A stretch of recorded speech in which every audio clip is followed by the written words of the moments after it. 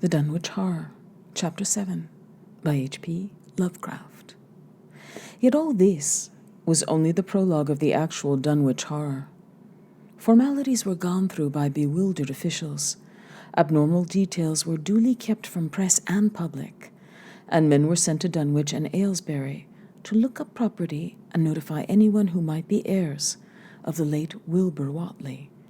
They found the countryside in great agitation, both because of the growing rumblings beneath the domed hills and because of the unwonted stench and the surging, lapping sounds which came increasingly from the great empty shell formed by Whatley's boarded-up farmhouse.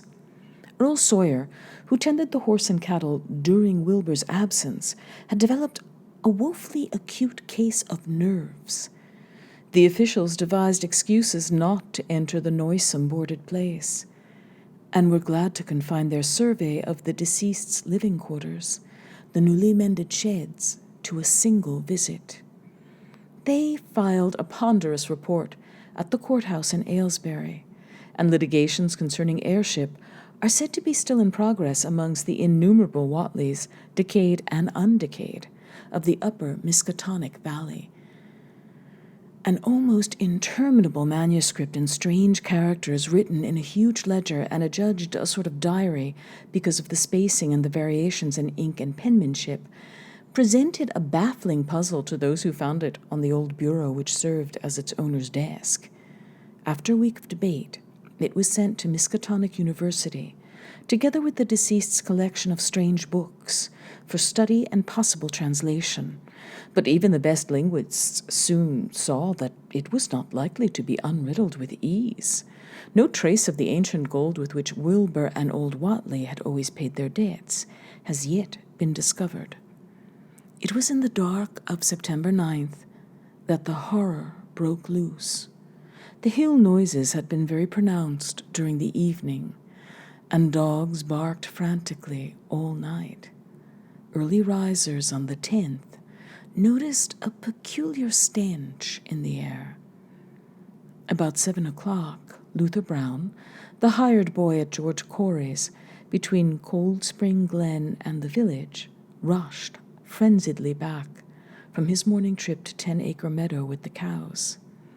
He was almost convulsed with fright as he stumbled into the kitchen, and in the yard outside the no less frightened herd were pawing and lowing pitifully, having followed the boy back in the panic they shared with him. Between gasps, Luther tried to stammer out his tale to Mrs. Corey. "Up thar, in the road beyond the glen, Miss Corey, they's something been thar. It smells like thunder, and all the bushes and little trees is pushed back from the road, like they'd a house been moved along of it, and that ain't the worst, nother. There's prints in the rud, Miss Corey, great round prints, as big as barrowheads, all sunk down deep, like an elephant had been along. Only they's a sight more nor 4 feet could make. I looked at 1 or 2 afore I run, and I see everyone was covered with lines spreading out from one place, like as if big palm leaf fans twicked, or 3 times as big as any they is. Had have been pounded down into the rud. And the smell was awful, like it was around Wizard Whatley's old house." Here he faltered, and seemed to shiver afresh with the fright that had sent him flying home. Mrs. Corey, unable to extract more information, began telephoning the neighbors, thus starting on its rounds the overture of panic that heralded the major terrors.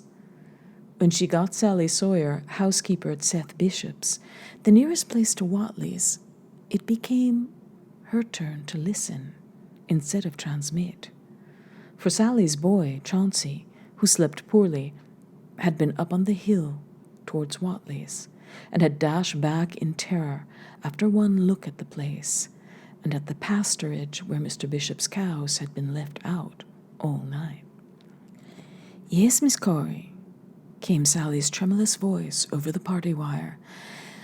"Chancey, he just come back a-postin', and couldn't have talked for being scared.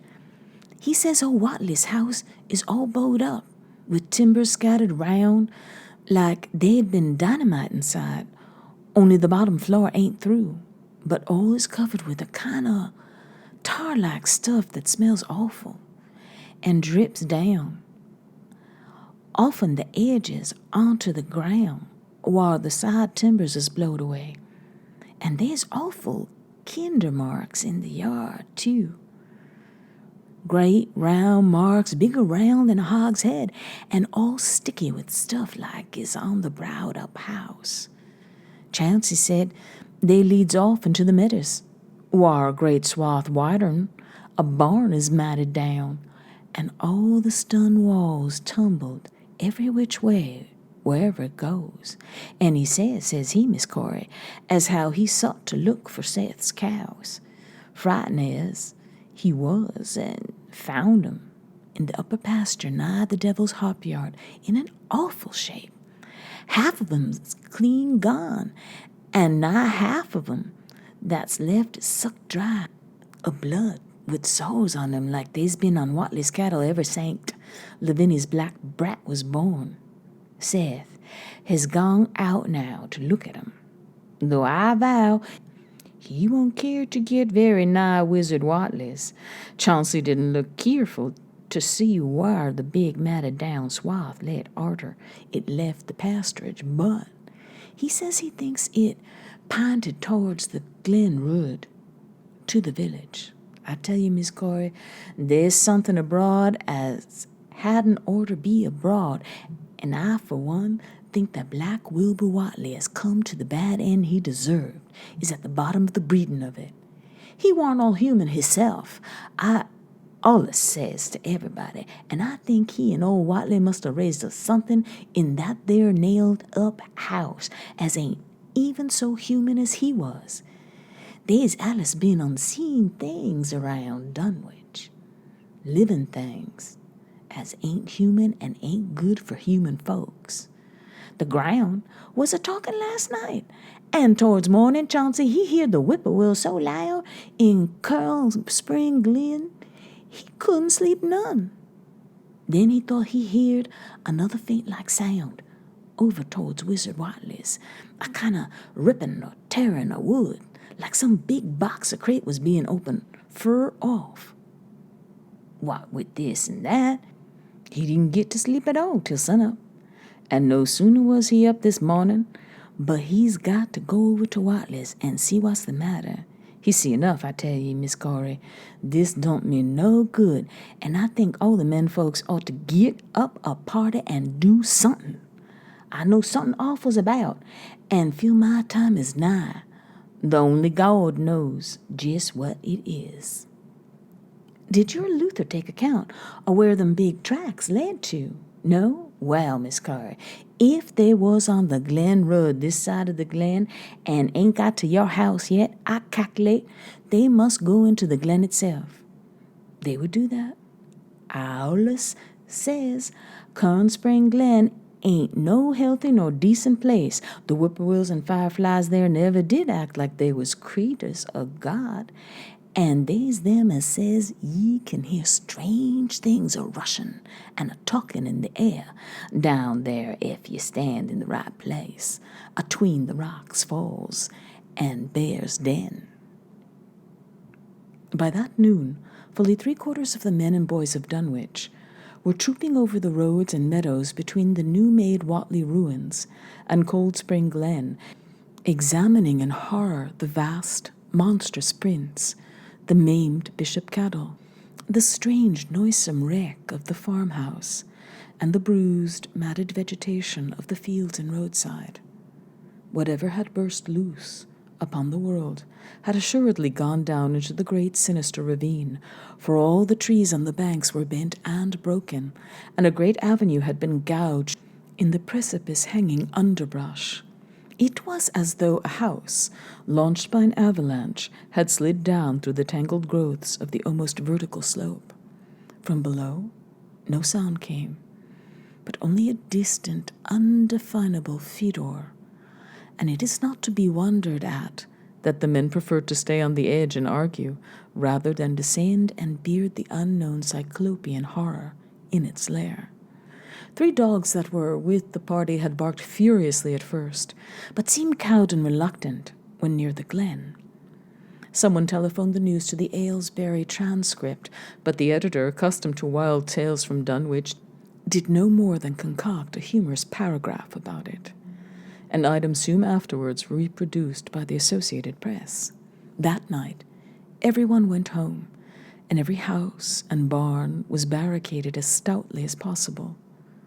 Needless to say, no cattle were allowed to remain in open pasturage. About 2 a.m, a frightful stench and the savage barking of the dogs awakened the household at Elmer Fry's, on the eastern edge of Cold Spring Glen, and all agreed that they could hear a sort of muffled swishing or lapping sound from somewhere outside. Mrs. Fry proposed telephoning the neighbors, and Elmer was about to agree when the noise of the splintering wood burst in upon their deliberations. It came apparently from the barn, and was quickly followed by a hideous screaming and stamping amongst the cattle. The dogs slavered and crouched close to the feet of the fear-numbed family. Fry lit a lantern through force of habit, but knew it would be death to go out into that black farmyard. The children and the womenfolk whimpered, kept from screaming by some obscure, vestigial instinct of defense, which told them their lives depended on silence. At last, the noise of the cattle subsided to a pitiful moaning, and a great snapping, crashing, and crackling ensued. The Frys, huddled together in the sitting room, did not dare to move until the last echoes died away far down in Cold Spring Glen. Then, amidst the dismal moans from the stable and the demonic piping of the late whippoorwills in the glen, Selina Fry tottered to the telephone and spread what news she could of the second phase of the horror.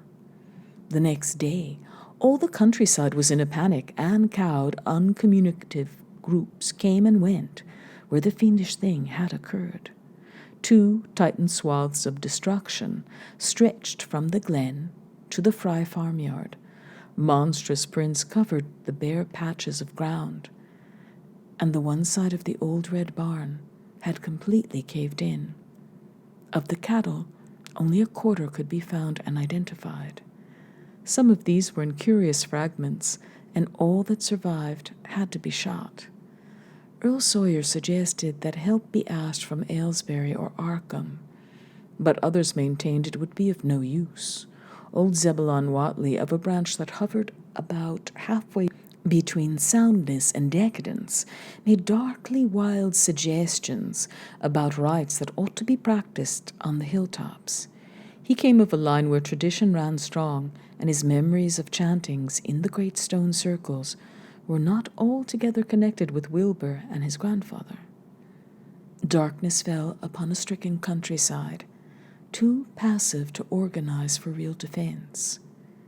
In a few cases, closely related families would band together and watch in the gloom under one roof, but in general, there was only a repetition of the barricading of the night before, and a futile, ineffective gesture of loading muskets and setting pitchforks handily about. Nothing, however, occurred except some hill noises. And when the day came, there were many who hoped that the new horror had gone as swiftly as it had come. There were even bold souls who proposed an offensive expedition down in the glen, though they did not venture to set an actual example to the still reluctant majority. When night came again, the barricading was repeated, though there was less huddling together of families. In the morning, both the Fry and the Seth Bishop households reported excitement among the dogs and vague sounds and stenches from afar, while early explorers noted with horror a fresh set of the monstrous tracks in the road skirting Sentinel Hill. As before, the sides of the road showing a bruising indicative of the blasphemously stupendous bulk of the horror. whilst the conformation of the tracks seemed to argue a passage in two directions, as if the moving mounted had come from Cold Spring Glen and returned to it along the same path. At the base of the hill, a 30-foot swath of crushed shrubbery saplings led steeply upwards, and the seekers gasped when they saw that even the most perpendicular places did not deflect the inexorable trail. Whatever the horror was, it could scale a sheer, stony cliff of almost complete verticality, and as the investigators climbed round to the hill's summit by safer routes, they saw that the trail ended, or rather, reversed, there. It was here that the Whateleys used to build their hellish fires and chant their hellish rituals, by the table-like stone on May Eve and Hallowmass. Now that very stone formed the center of a vast space, thrashed around by the mountainous horror, whilst upon its sickly concave surface was a thick and fetid deposit of the same tarry stickiness observed on the floor of the ruined Whateley farmhouse when the horror escaped. Men looked at one another and muttered. Then they looked down the hill. Apparently the horror had descended by a route much the same as that of its ascent. To speculate was futile. Reason, logic, and normal ideas of motivation stood confounded. Only old Zebulon, who was not with the group, could have done justice to the situation or suggested a plausible explanation. Thursday night began much like the others, but it ended less happily. The whippoorwills in the glen had screamed with such unusual persistence that many could not sleep, and about 3 a.m., all the party telephones rang tremulously. Those who took down their receivers heard a fright-mad voice shriek out, "Help! Oh my God!" And some thought a crashing sound followed the breaking off of the exclamation. There was nothing more. No one dared do anything, and no one knew till morning whence the call came. Then, those who had heard it called everyone on the line, and found that only the Frys did not reply. The truth appeared an hour later, when a hastily assembled group of men trudged out to the Fry place at the head of the glen.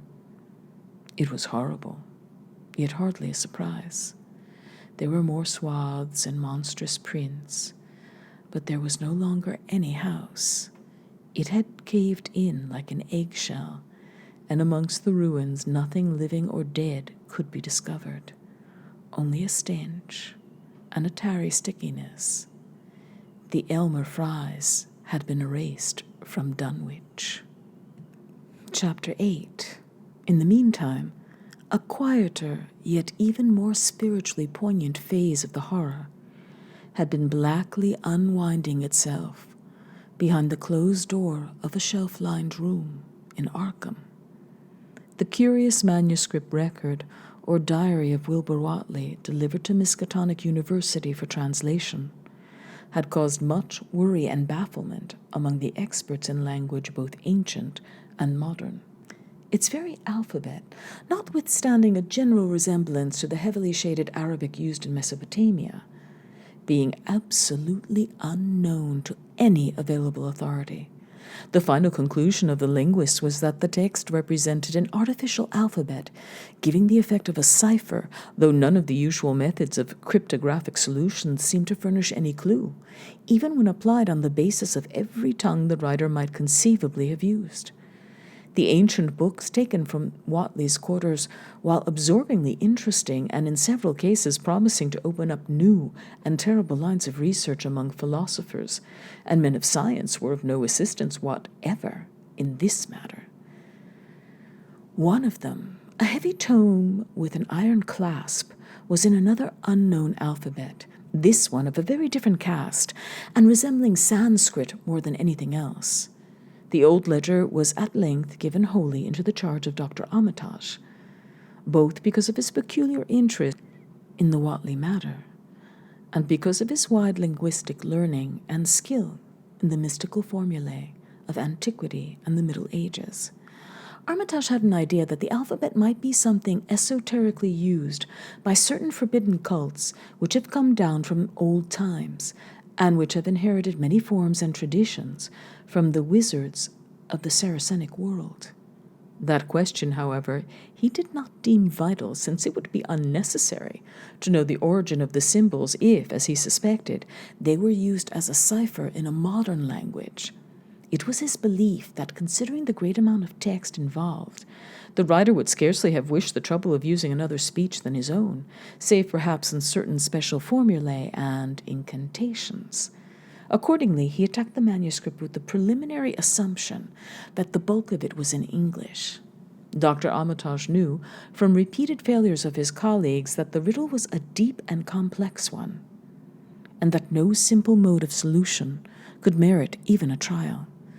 All through the late August, he fortified himself with the mass lore of cryptography, drawing upon the fullest resources of his own library, and wading night after night amidst the arcana of Trithemius's Polygraphia, Giambattista's Portas de Furtives Literarum Notis, Duval-Généré's Traits du Chiffre, Falconer's Cryptomenesis Patefacta, Davies and Thickness's 18th century treatises, and such fairly modern authorities as Blair, Van Martin, and Kluber's script itself, and in time became convinced that he had to deal with one of those subtlest and most ingenious of cryptograms, in which many separate lists of corresponding letters are arranged like the multiplication table, and the message built up with arbitrary key words known only to the initiated. The older authorities seemed rather more helpful than the newer ones, and Armitage concluded that the code of the manuscript was one of great antiquity, no doubt handed down through a long line of mystical experimenters. Several times he seemed near daylight, only to be set back by some unforeseen obstacle. Then, as September approached, the clouds began to clear. Certain letters, as used in certain parts of the manuscript, emerged definitely and unmistakably, and it became obvious that the text was indeed English. On the evening of September 2nd, the last major barrier gave way, and Dr. Armitage read for the first time a continuous passage of Wilbur Whatley's Annals. It was, in truth, a diary, as all had thought, and it was couched in a style clearly showing the mixed occult erudition and general illiteracy of the strange being who wrote it. Along the first long passage that Armitage deciphered, an entry dated November 26, 1916, proved highly startling and disquieting. It was written, he remembered, by a child of 3.5, who looked like he was a lad of 12 or 13. Today learned the Aklo for the Sabbath it ran, which did not like it being answerable from the hill and not from the air, that upstairs more ahead of me than I had thought it would be, and is not like to have much earth brain. Shot Elam Hutchins's collie Jack when he went to bite me, and Elam said he would kill me if he dashed. I guess he won't. Grandfather kept me saying the Doe formula last night, and I think I saw the inner city and the 2 magnetic poles. I shall go to those poles when the earth is cleared off, if I can't break through with the Doe-Hanna formula when I commit it. They from the air told me at Sabbath that it will be years before I can clear off the earth, and I guess grandfather will be dead then, so I shall have to learn all the angles of the planes and all the formulas between the ear and the Nihurger. They from outside will help, but they cannot take body without human blood. That upstairs looks it will have the right cast. I can see it a little when I make the Voursh sign or blow the powder of Ibn Ghazi at it, and it is like them at May Eve on the hill. The other face may wear off some. I wonder how I shall look when the earth is cleared, and there are no earth beings on it. He that came with the Aklo Sabbath said I may be transfigured there, being much of outside to work on. Morning found Dr. Armitage in a cold sweat of terror. and a frenzy of wakeful concentration. He had not left the manuscript all night, but sat at his table under the electric light, turning page after page with shaking hands, as fast as he could decipher the cryptic text. He had nervously telephoned his wife he would not be home, and when she brought him a breakfast from the house, he could scarcely dispose of a mouthful. All that day he read on, now and then halted maddeningly as a reapplication of the complex key became necessary. Lunch and dinner were brought him, but he ate only the smallest fraction of either. Toward the middle of the next night, he drowsed off in his chair, but soon woke out of a tangle of nightmares almost as hideous as the truths and menaces to man's existence that he had uncovered. On the morning of September 4th, Professor Rice and Dr. Morgan insisted on seeing him for a while and departed trembling and ashen gray. That evening he went to bed, but slept only fitfully. Wednesday, the next day, he was back at the manuscript and began to take copious notes, both from the current sections and from those he had already deciphered. In the small hours of that night, he slept a little in an easy chair in his office, but was at the manuscript again before dawn. Sometime before noon, his physician, Dr. Hartwell, called to see him and insisted that he cease work. He refused, intimating that it was of the most vital importance for him to complete the reading of the diary and promising an explanation in due course of time. That evening, just as twilight fell, he finished his terrible perusal and sank back, exhausted. His wife, bringing his dinner, found him in a half-comatose state, but he was conscious enough to warn her off with a sharp cry when he saw her eyes wander toward the notes he had taken. Weakly rising, he gathered up the scribbled papers and sealed them all in a great envelope, which he immediately placed in his inside coat pocket. He had sufficient strength to get home, but was so clearly in need of medical aid that Dr. Hartwell was summoned at once. As the doctor put him to bed, he could only mutter over and over again, "But what in God's name can we do?" Dr. Armitage slept, but was partly delirious the next day. He made no explanations to Hartwell, but in his calmer moments spoke of the imperative need of a long conference with Rice and Morgan. His wilder wanderings were very startling indeed, including frantic appeals that something in a boarded-up farmhouse be destroyed, and fantastic references to some plan for the extirpation of the entire human race and all animal and vegetable life from the earth by some terrible elder race of beings from another dimension. He would shout that the world was in danger since the elder things wished to strip it and drag it away from the solar system and cosmos of matter into some other plane or phase of entity from which it had once fallen, vigintillions of aeons ago. At other times, he would call for the dreaded Necronomicon and the demon Latria of Remigius, in which he seemed hopeful of finding some formula to check the peril he conjured up. "Stop them," he would shout. "Those Watleys meant to let them in, and the worst of all is left. Tell Rice and Morgan we must do something. It's a blind business, but I know how to make the powder.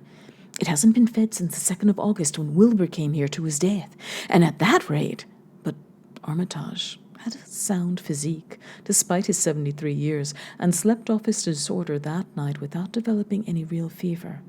He woke late Friday, clear of head, though sober with a gnawing fear and tremendous sense of responsibility.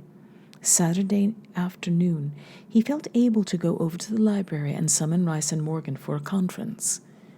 And the rest of that day and evening, the three men tortured their brains in the wildest speculation and the most desperate debate. Strange and terrible books were drawn voluminously from the stack shelves and from secure places of storage, and diagrams and formulae were copied with feverish haste and in bewildering abundance. Of skepticism, there was none.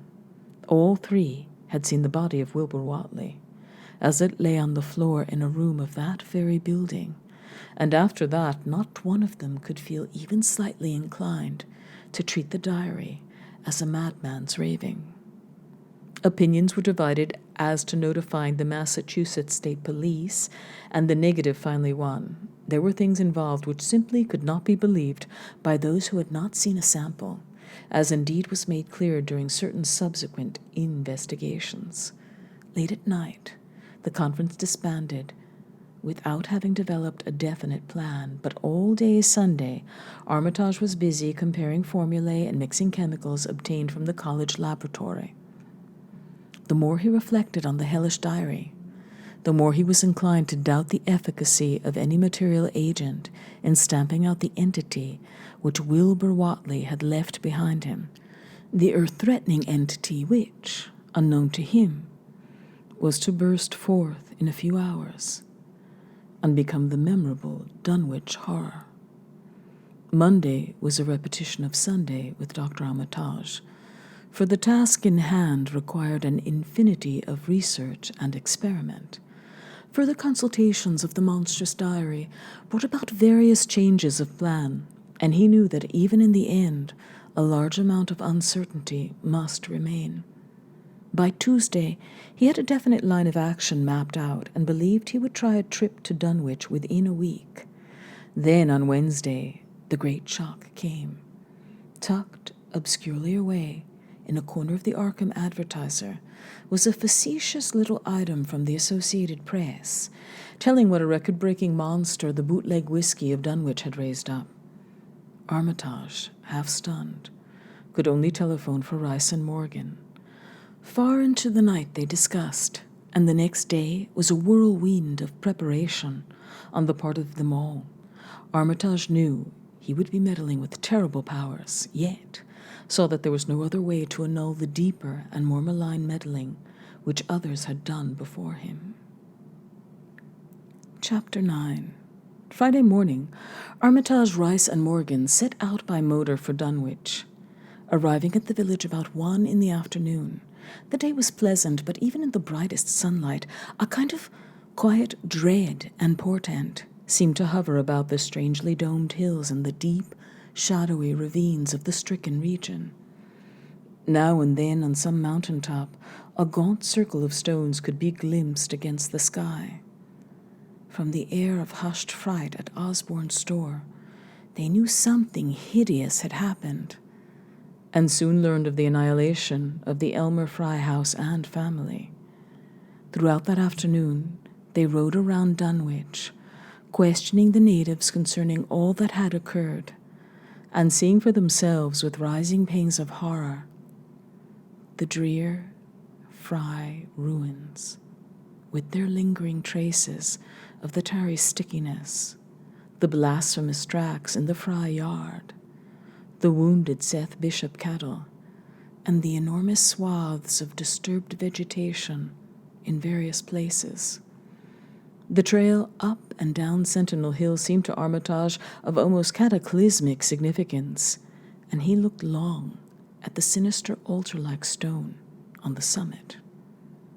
At length, the visitors, apprised of a party of state police which had come from Aylesbury that morning in response to the first telephone reports of the Fry tragedy, decided to seek out the officers and compare notes as far as practicable. This, however, they found more easily planned than performed, since no sign of the party could be found in any direction. There had been 5 of them in a car, but now the car stood empty near the ruins in the Fry yard. The natives, all of whom had talked with the policemen, seemed at first as perplexed as Armitage and his companions. Then old Sam Hutchins thought of something and turned pale, nudging Fred Farr and pointing to the dank, deep hollow that yawned close by. "God," he gasped, "I telled them not to go down into the glen, and I never thought nobody'd do it, with them tracks and that smell and the whippoorwills a-screeching down there in the dark on noonday." A cold shudder ran through natives and visitors alike, and every ear seemed strained in a kind of instinctive, unconscious listening. Armitage, now that he had actually come upon the horror and its monstrous work, trembled with the responsibility he felt to be his. Night would soon fall, and it was then that the mountainous blasphemy lumbered upon its eldritch course. Negotium perumbuanes in tenebris. The old librarian rehearsed the formulae he had memorized and clutched the paper containing the alternative one he had not memorized. He saw that his electric flashlight was in working order. Rice, beside him, took from a valise a metal sprayer of the sort used in combating insects, while Morgan uncased the big game rifle on which he relied, despite his colleagues' warnings that no material weapon would be of help. Armitage, having read the hideous diary, knew painfully well what kind of manifestation to expect, but he did not add to the fright of the Dunwich people by giving any hint or clues. He hoped that it might be conquered without any revelation to the world of the monstrous thing it had escaped. As the shadows gathered, the natives commenced to disperse homeward, anxious to bar themselves indoors, despite the present evidence that all human locks and bolts were useless before a force that could bend trees and crush houses when it chose. They shook their heads at the visitors' plan to stand guard at the Fry ruins near the glen, and as they left, had little expectancy of ever seeing the watchers again. There were rumblings under the hills that night, and the whippoorwills piped threateningly. Once in a while, a wind, sweeping up out of the cold spring glen, would bring a touch of ineffable fetor to the heavy night air, such a fetor as all three of the watchers had smelled once before, when they stood above a dying thing that had passed for 15 years and a half as a human being. But the looked-for terror did not appear. Whatever was down there in the glen was biding its time, and Armitage told his colleagues it would be suicidal to try to attack it in the dark. Morning came wanly, and the night sounds ceased. It was a gray, bleak day, with now and then a drizzle of rain, and heavier clouds seemed to be piling themselves up beyond the hills to the northwest. The men from Arkham were undecided what to do, seeking shelter from the increasing rainfall beneath one of the few undestroyed Fry outbuildings. They debated the wisdom of waiting, or of taking the aggressive and going down into the glen in quest of their nameless monstrous quarry. The downpour waxed in heaviness, and the distant peals of thunder sounded from far horizons. Sheet lightning shimmered, and then a forky bolt flashed near at hand, as if descending into the accursed glen itself. The sky grew very dark, and the watchers hoped that the storm would prove a short, sharp one, followed by clear weather. It was still gruesomely dark when, not much over an hour later, a confused babble of voices sounded down the road.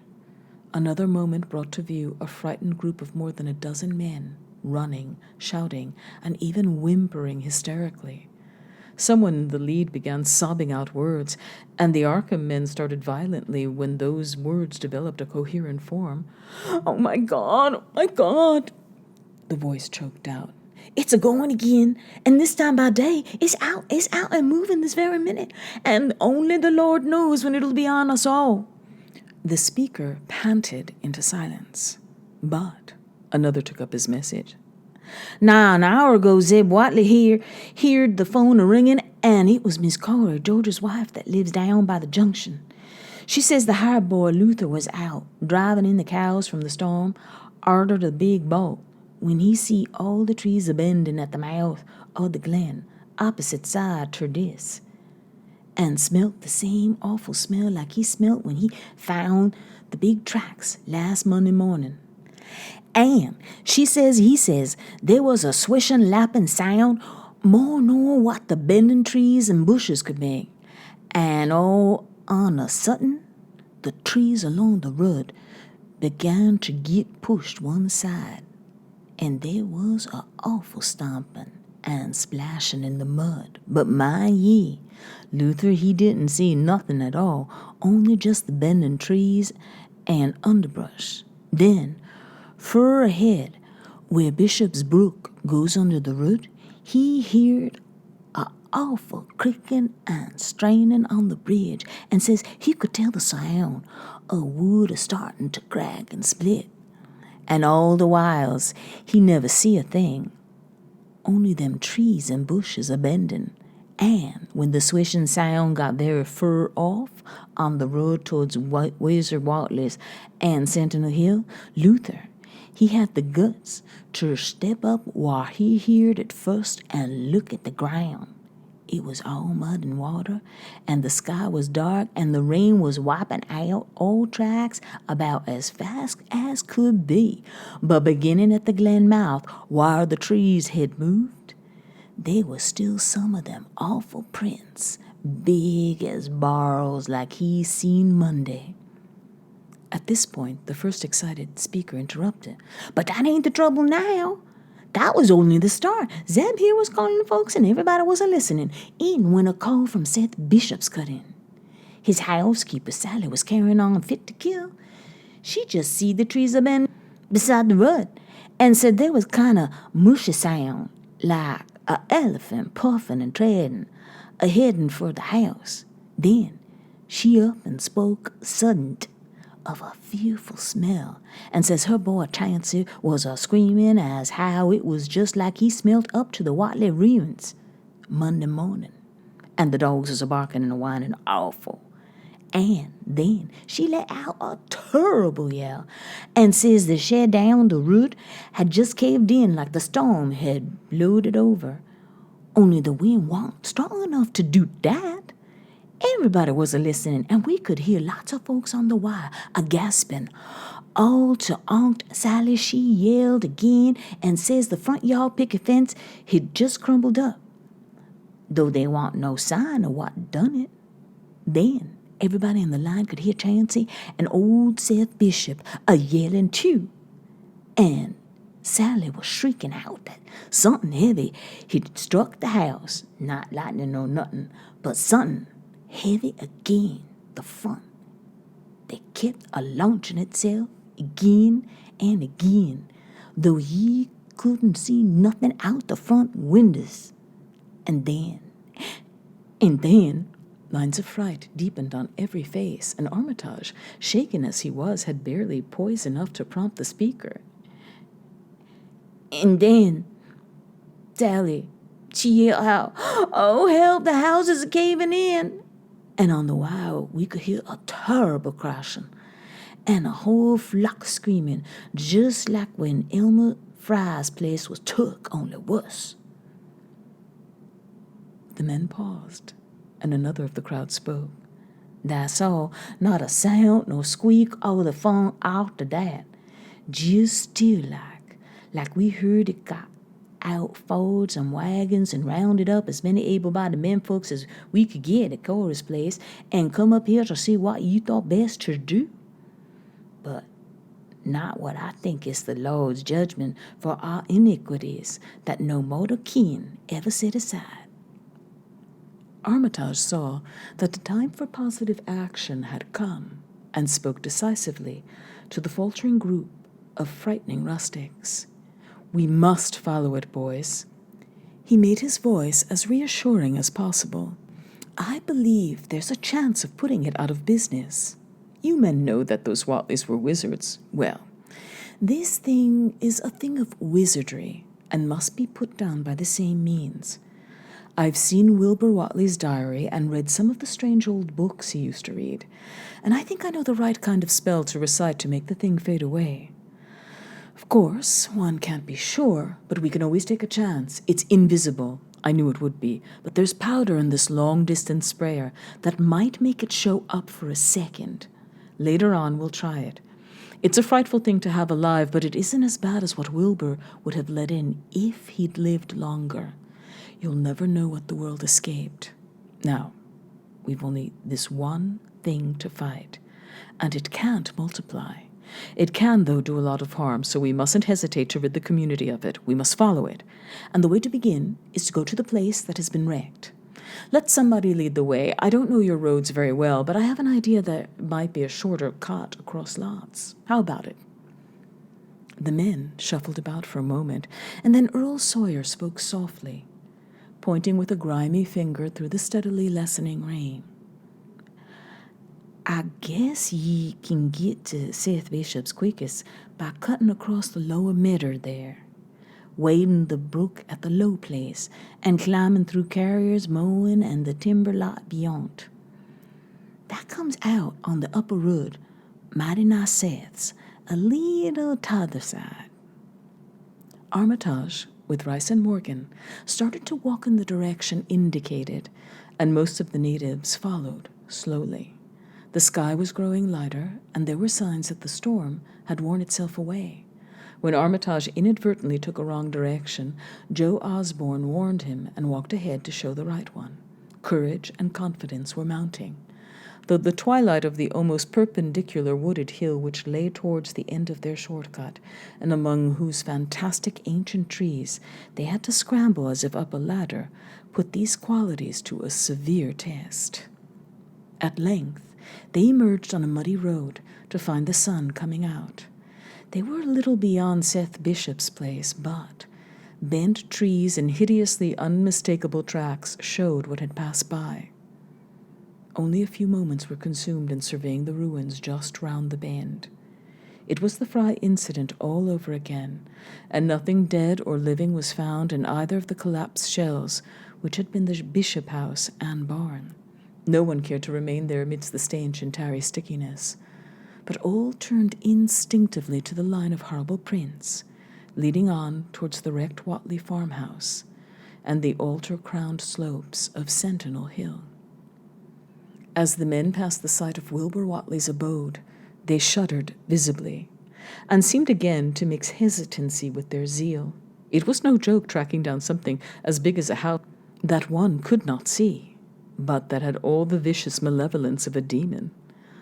Opposite the base of Sentinel Hill, the tracks left the road, and there was a fresh bending and matting visible along the broad swath, marking the monster's former route to and from the summit.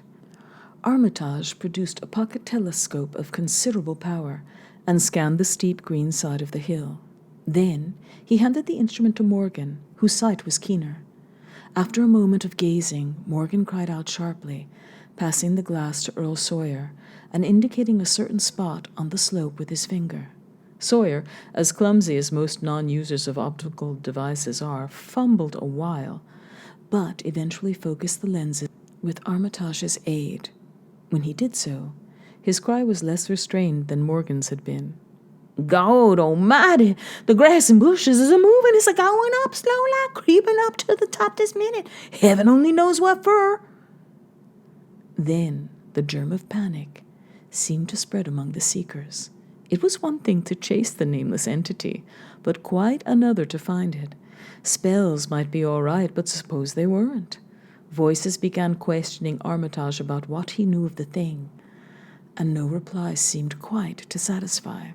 Everyone seemed to feel himself in close proximity to phases of nature and of being utterly forbidden and wholly outside the sane experience of mankind. Chapter 10. In the end, the three men from Arkham, old white-bearded Dr. Armitage, stocky iron-gray Professor Rice, and lean youngish Dr. Morgan, ascended the mountain alone.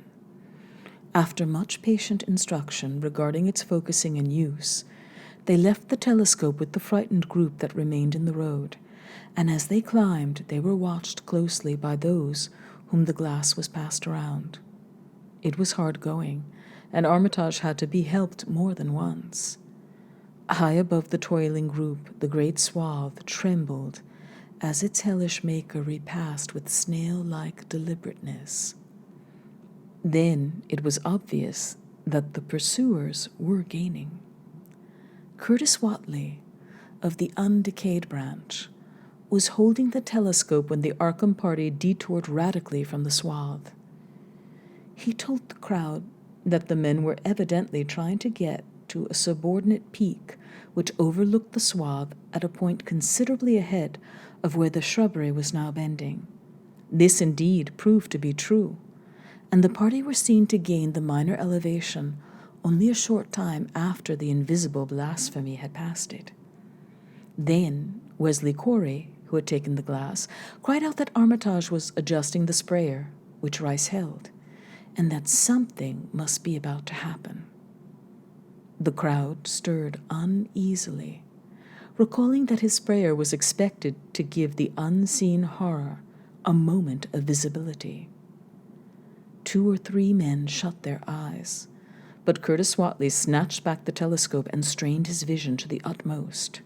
He saw that Rice, from the party's point of advantage above and behind the entity, had an excellent chance of spreading the potent powder with marvelous effect.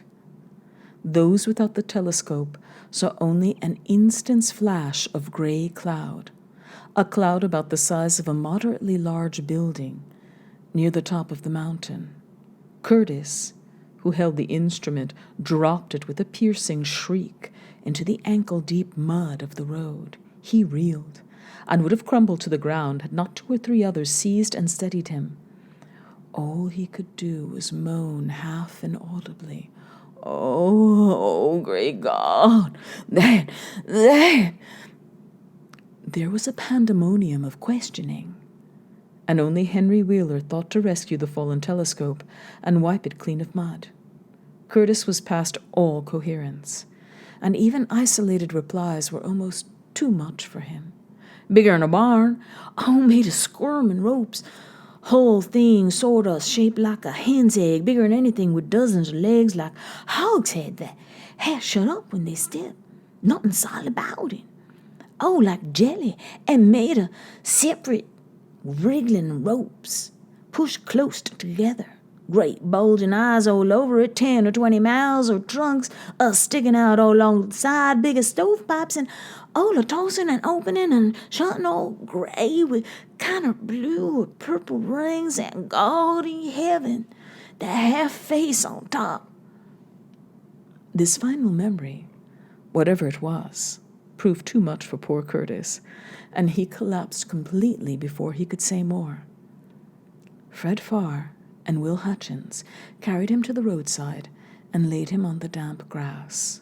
Henry Wheeler, trembling, turned the rescued telescope on the mountain to see what he might. Through the lenses were discernible 3 tiny figures, apparently running towards the summit as fast as the steep incline allowed. Only these 3, nothing more.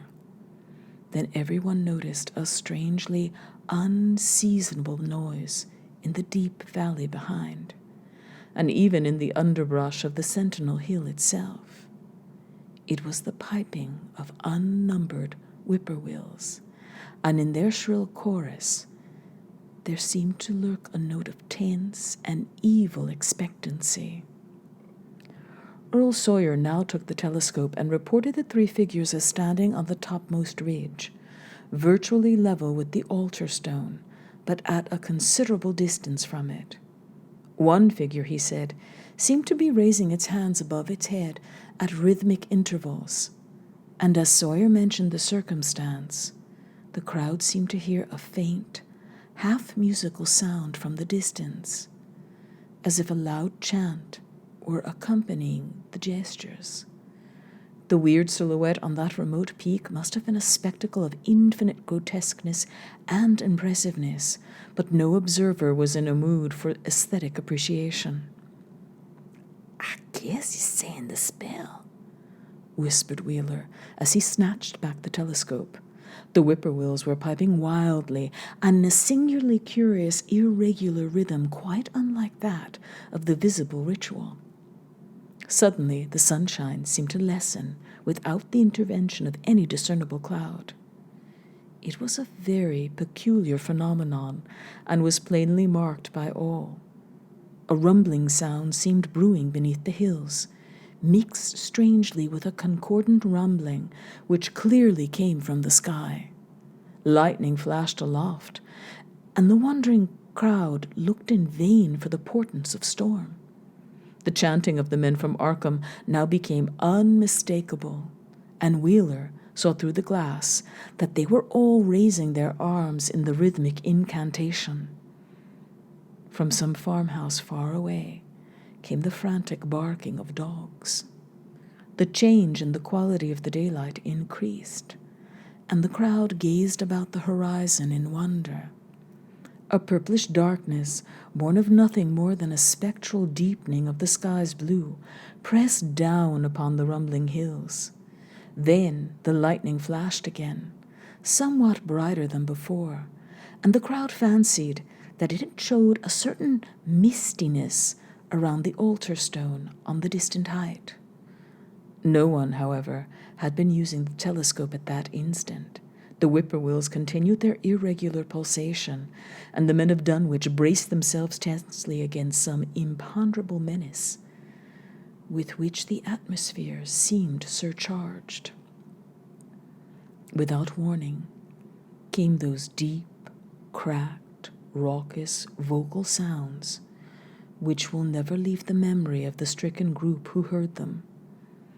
Not from any human throat were they born, for the organs of man can yield no such acoustic perversions.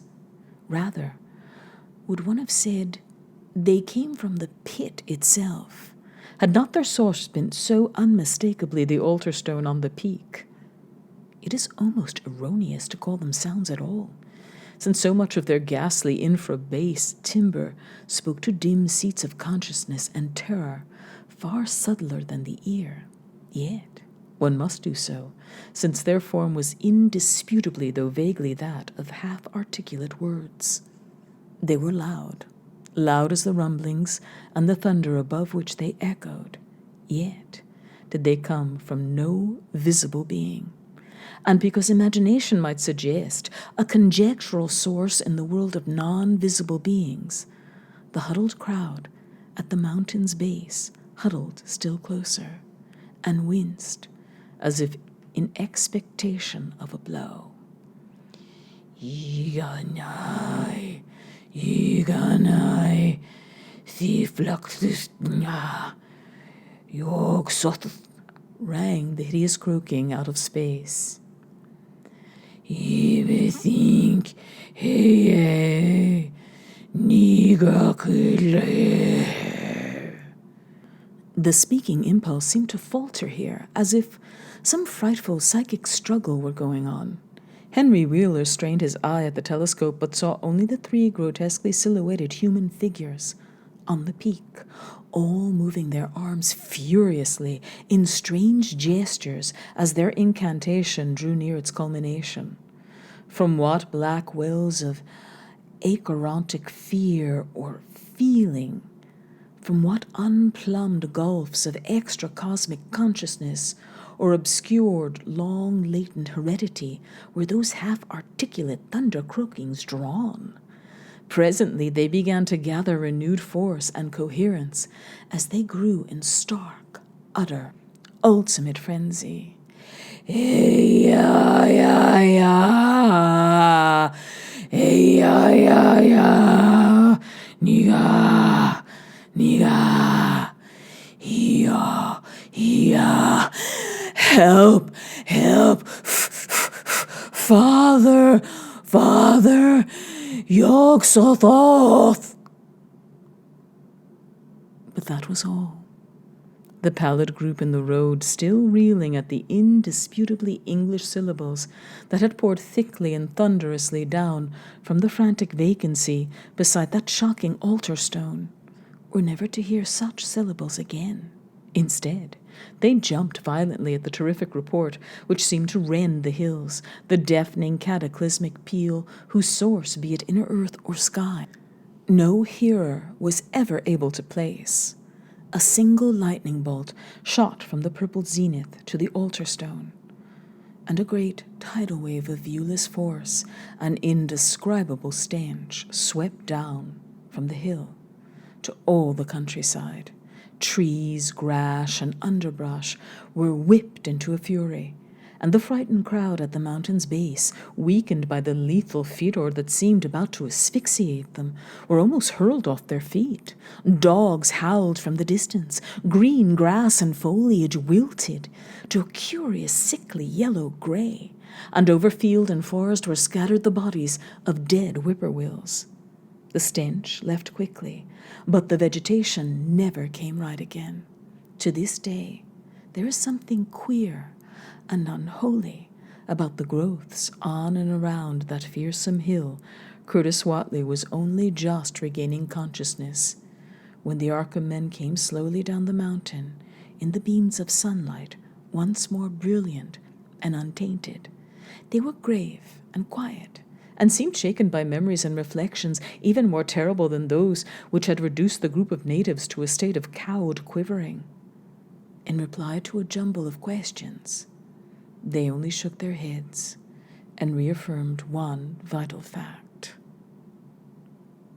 "The thing has gone forever," Armitage said. "It has been split up into what it was originally made of, and can never exist again. It was an impossibility in a normal world. Only the least fraction was really matter in any sense we know. It was like its father, and most of it has gone back to him in some vague realm or dimension outside our material universe, some vague abyss out of which only the most accursed rites of human blasphemy could ever have called him for a moment on the hills." There was a brief silence, and in that pause, the scattered senses of poor Curtis Watley began to knit back into a sort of continuity, so that he put his hands to his head with a moan. Memory seemed to prick itself up where it had left off, and the horror of the sight that had prostrated him burst in upon him again. "Oh, my God, that half face on top of it, that face with the red eyes and crinkly albino hair, no chin like the Watleys. It was an octopus, centipede, spider kind of thing. But there was a half-shaped man's face on top of it, and it looked like Wizard Watley's, only it was yards and yards across." He paused, exhausted, as the whole group of natives stared in a bewilderment not quite crystallized into fresh terror. Only old Zebulon Watley, who wanderingly remembered ancient things but who had been silent heretofore, spoke aloud. 15 year gone," he rambled. "I heerd old Watley say as how some day we'd hear a child of Lavinia a-calling his father's name on the top of Sentinel Hill." But Joe Osborne interrupted him to question the Arkham men anew. "What was it, anyhow? And however did young Wizard Watley call it out of the air come from?" Armitage chose his words very carefully. It was mostly a kind of force that doesn't belong in our parts of space. A kind of force that acts and grows and shapes itself by other laws than those of our sort of nature. We have no business calling in such things from outside, and only very wicked people and very wicked cults ever try to. There was some of it in Wilbur Watley himself, enough to make a devil and a precocious monster of him, and to make his passing out a pretty terrible sight.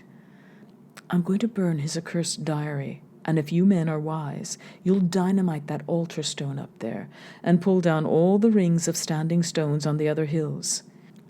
Things like that brought down the beings those Watleys were so fond of.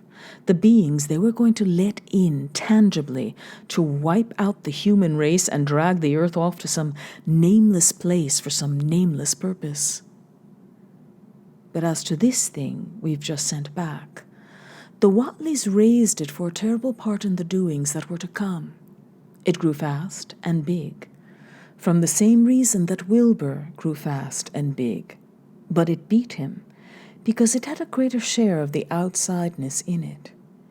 You needn't ask how Wilbur called it out of the air. He didn't call it out. It was his twin brother, but it looked more like the father than he did.